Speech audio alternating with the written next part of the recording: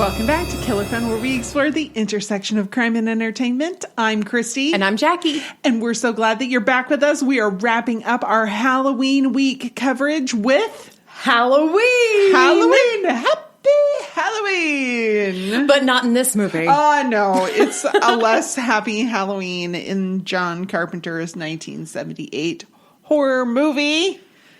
Which I have to say is the only one. The rest don't matter. Sorry, John Carpenter. This is the one that matters. Yes. I am all for a series and all of that. But you know what? I don't know. I feel like as much as I love John Carpenter, because he did my favorite scary movie of all time. What's that? In the Mouth of Madness. Oh, I don't know that one.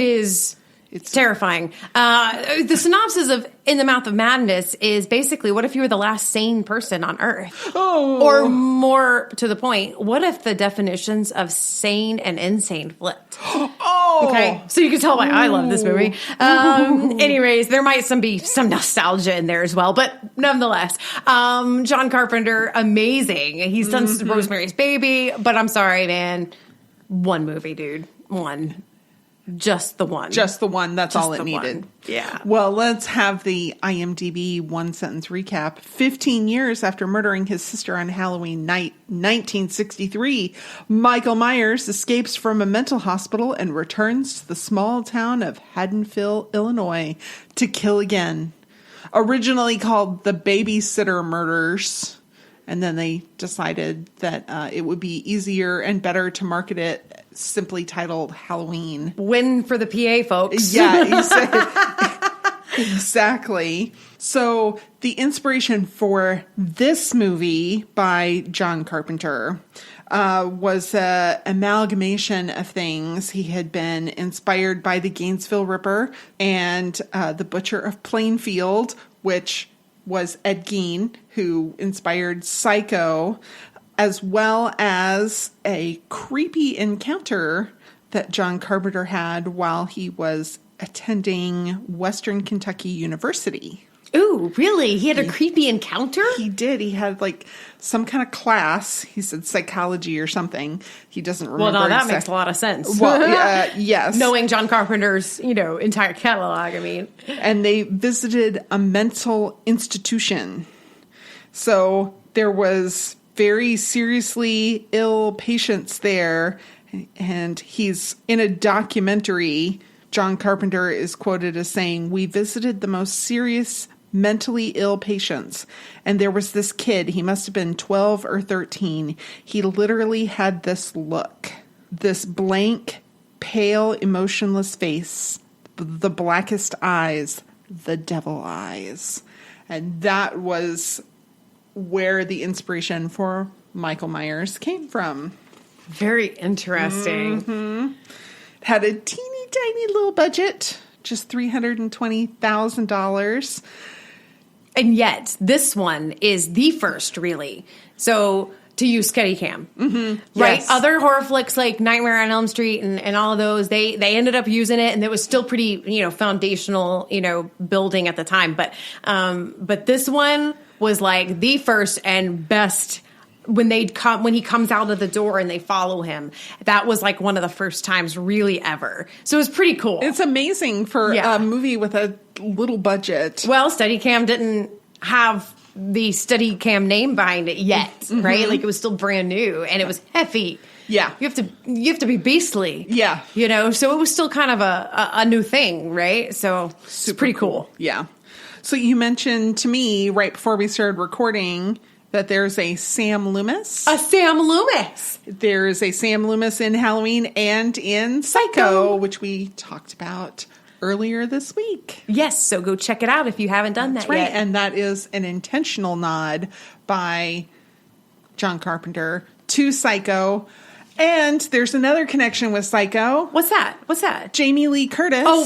Wait. Yeah. Her mother. Oh, yeah, of course. Was Janet Leigh. Of course. Who was in Psycho, the secretary who stole. She stole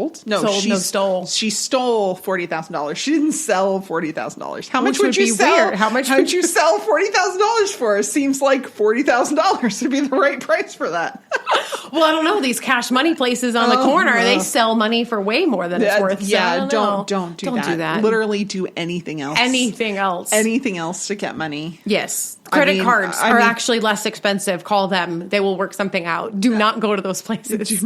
Do not. I mean, other than something illegal, don't do that.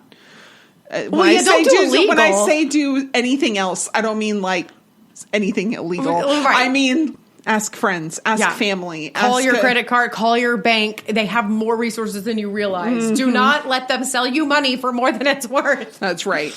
So despite its tiny budget, it has made over $150 million. I mean, worldwide. I believe it. Yeah. Well, because it's been around forever. It's amazing. And all the other movies, a lot of people like them, right? And they have made a lot of money. Mm-hmm. And the music. The music is iconic. Mm-hmm. It's iconic. I was telling you earlier that my son learned to play it. And so all October last year, he was on the piano playing this song, and it is actually creepy. It is broad creepy. daylight, like things are happy. He sits down, all smiles to play this song. And you're like, wow, that really is scary. It was a very, very short shoot. Just 20 days. I mean, amazing. I mean, that's ridiculously fast. They must have been very, very long, very, very exhausting days. Mm-hmm. But I guess when you're in a horror movie, you can use that exhaustion to help you can. In fact, okay, we didn't talk about this, but we just covered Shining, right? Right. And so in The Shining, Shelley Duvall, of course, is amazing. Right. I mean, she's terrified. You believe her. Well, that's because she really was. Yeah, the director really was horrible. Yeah. Horrible. Stanley Kubrick was awful to her. And it's documented. We all know this. This isn't like controversy, but he was legitimately awful. Wouldn't let anybody to comfort her.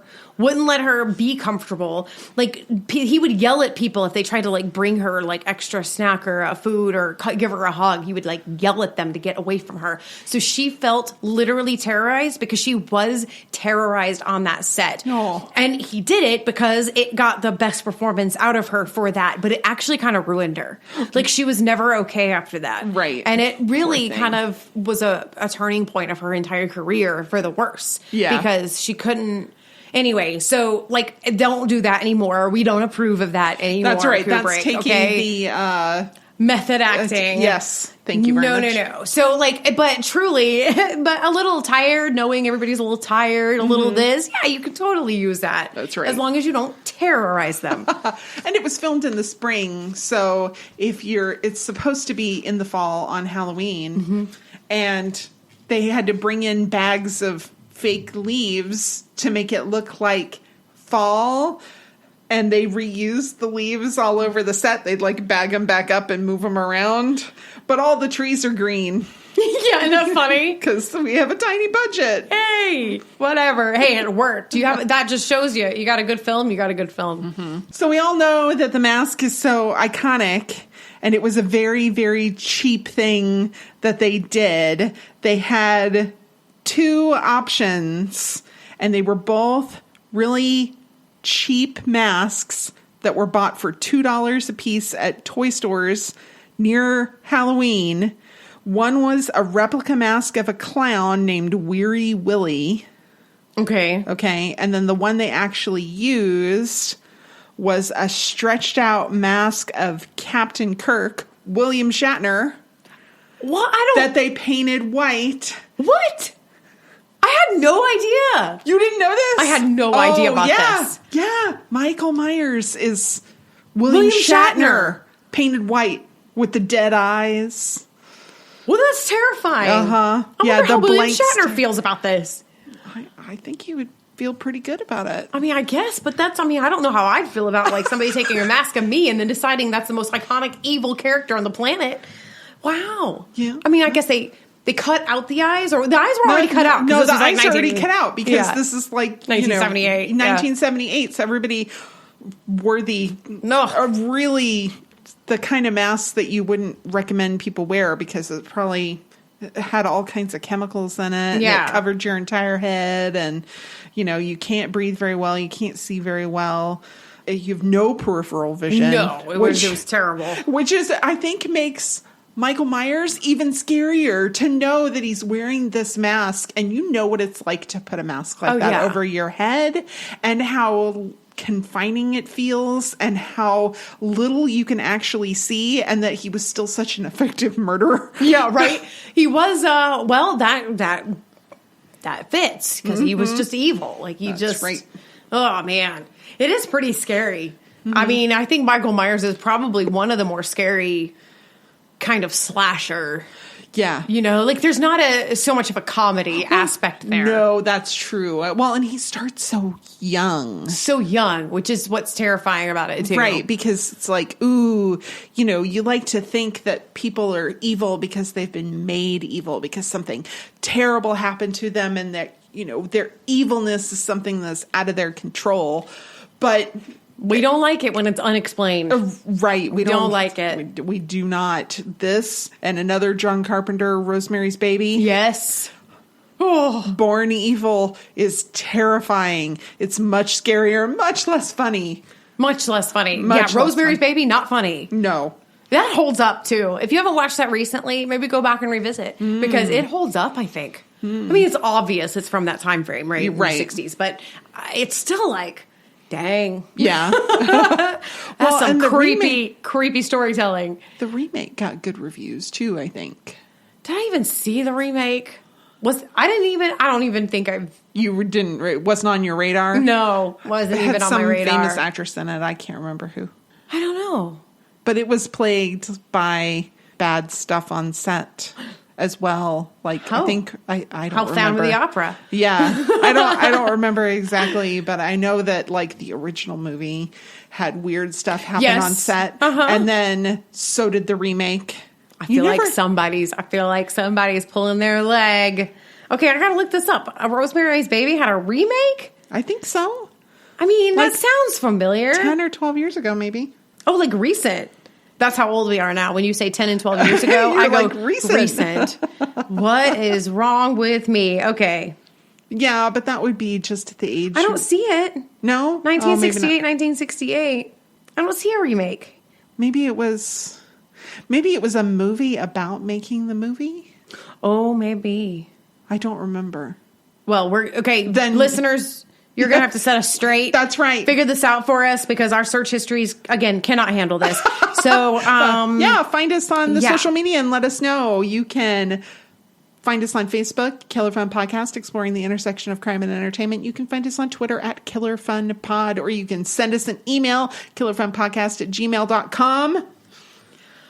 all right. So we chose these movies, right? That we covered, but there's so many that we didn't choose. So I have to give you like 3 more movies that people need to go watch. Okay. On like Halloween, because Okay. you know, nobody, well, maybe somebody is, but we can't go really trick or treating the same way, because we're still not. socially distancing, and depending on where you live, you might be able to do that, but you might not be able to do that depending on where you live. So, all right, here's my top 3 suggestions. You got to go watch Evil Dead, all of them. We covered Evil Dead. I'm talking about the rest of them. So like Army of Darkness. Okay. So you got to watch the whole series. That's like my number 1 suggestion. It's fabulous. Go watch his boomstick. Okay. Anyways, moving on.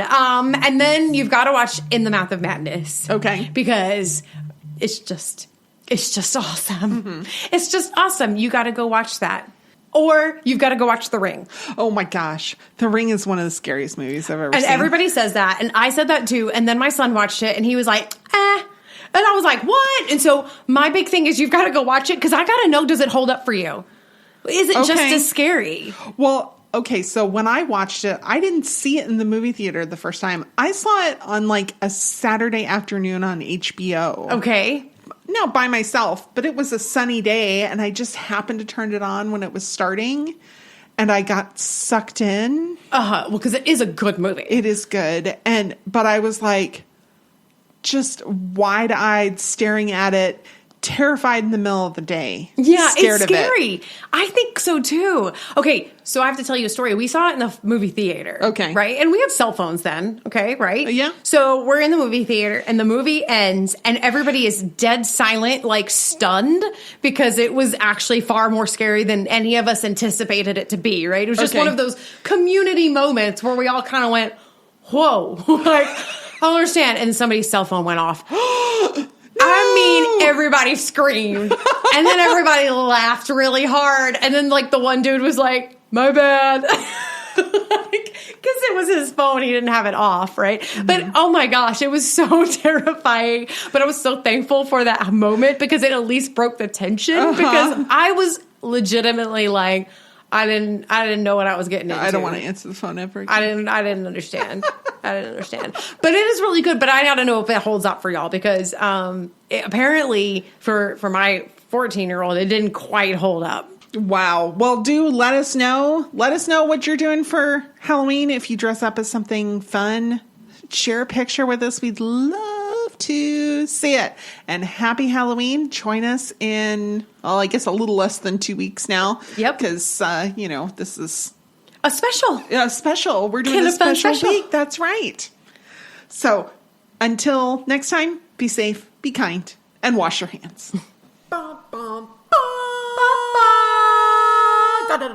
And of course, the mask is so iconic. Oh, definitely. And we all know that it's ended up being Captain Kirk. What's his real name? It's a mask. Who's that guy? What are we talking about right now? Hold on. Let me find out, and then I'll tell you. William Shatner. Okay. Note that over.